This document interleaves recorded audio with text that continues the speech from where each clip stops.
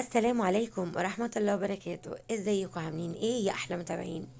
وحشتوني من اخر فيديو. رجع لكم فيديو حلو وبيدفي. طبعا الجو الساقع ده مع التكتكة اللي احنا فيها والهوا الجامد اللي صحينا كده من نومنا لقينا الهوا بيطيرنا من على الارض عندنا احنا كمان بصراحة بالاخص. فطبعا الجو مش عايز غير اكلة سخنة، أكلة سخنة وصينية كده ايه بطاطس في الفرن، إيه شوية بسلة مطبوخين، شوية فاصوليا، شوية قلقاس. بصي الطبيخ في الشتاء لا يعلى عليه، وبيتاكل وبيدفي. هي دي أكلات الشتاء. بصي أو تشيلي من على النار، تغرفي على الصينية وتقعدوا تاكلوا بس كده. بصوا الأكل كله بيطلع كده بخار وسخونية. يا سلام على الشتاء وجماله كده والدفى اللي بتحسوه في البيوت. يلا سمي الله وصلي على سيدنا محمد عليه افضل الصلاه والسلام. وما تنسينيش باللايك والاشتراك. واهلا بيكي في قناتي، قناه بيتك منور مع سما. يلا بينا بقى نعمله الطريقه مع بعض. اكله سهله وبسيطه مش هتوقفك ياما في الساعه دي، وفي نفس الوقت هتاكليها من هنا وتحسي انك دفيتي لاسبوع قدام. هتجيبي صينيتك وتحطي فيها شويه زيت شويه سمنه، الماده الدهنيه عامه يعني تمام. وتكوني بشره بصلتين كبار. انا كنت بشراهم بشر ناعم جدا، عشان زي ما قلت لكم قبل كده في فيديوهات كتير انا ولادي ما بيحبوش يحسوا بالبصل كده في الاكل. فطبعا ما فيش اكله بتخلى من البصل. فقمت جايه طبعا ايه بشراه بشر ناعم جدا جدا، بحيث ما تبانش في الطعم وهما بياكلوه. وكنت مقطعه كده ايه 3 بطاطسات كده حلقات زي ما انتم شايفين. ونزلت اصلا بمعلقتين صلصه، او ممكن عصير طماطم بس ما كانش كتير، يعني يا دوبك كانت طماطمايه واحده كنت بشراها.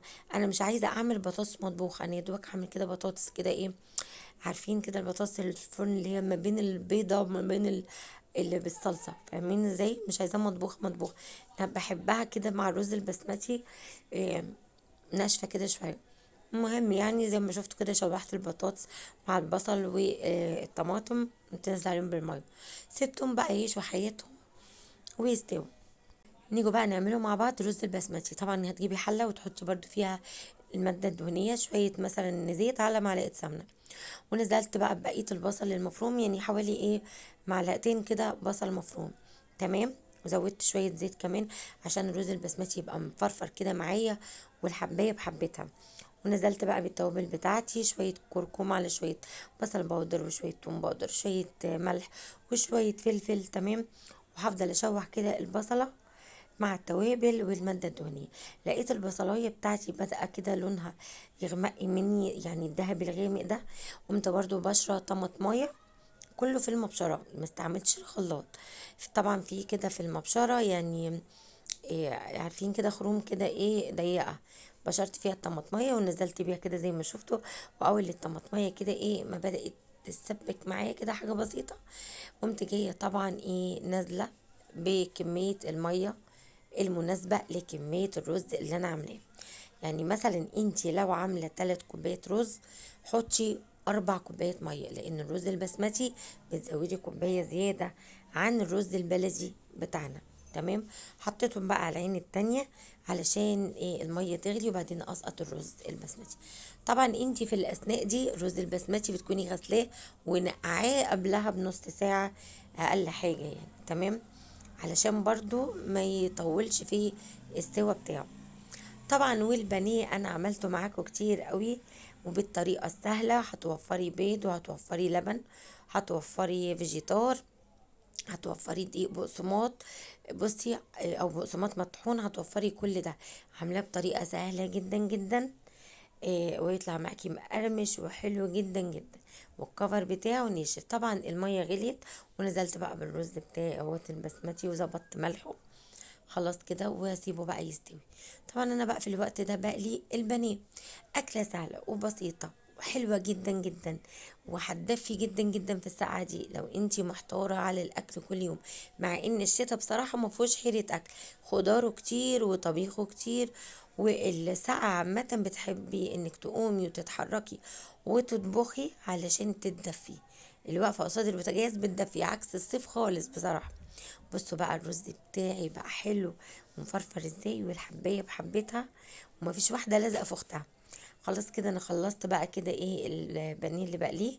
بصوا زي ما وريتكم من شويه الكفر بتاعه ناشف جدا، مقرمش وفي نفس الوقت طري من جوه. والله يعني شويه بانيه على شويه رز بسمتي بقى كده طبعا، وكمان صينيه البطاطس، ولا اجمل ولا اروع من كده بصراحه. وانا عملت بقى كده ايه حاجه صغيره كده في الرز، بس مش عارفه المقطع ده تاه مني.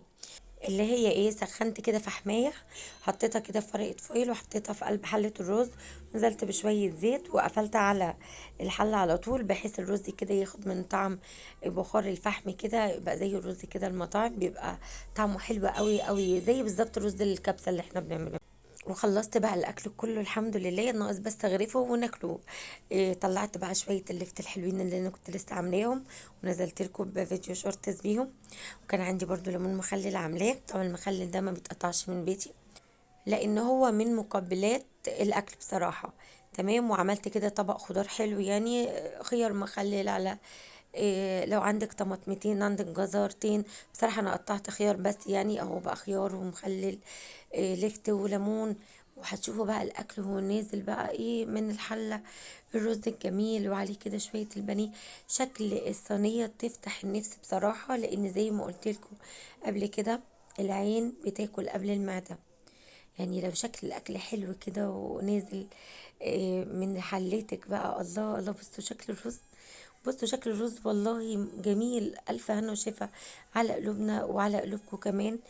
بصي، يعني اعملي الحاجه بحب، واعملي الحاجه كده مزاج، يطلع من تحت ايدك احلى اكل لولادك، وبألف هنا وشفا على قلوبنا وقلوبكم جميعا.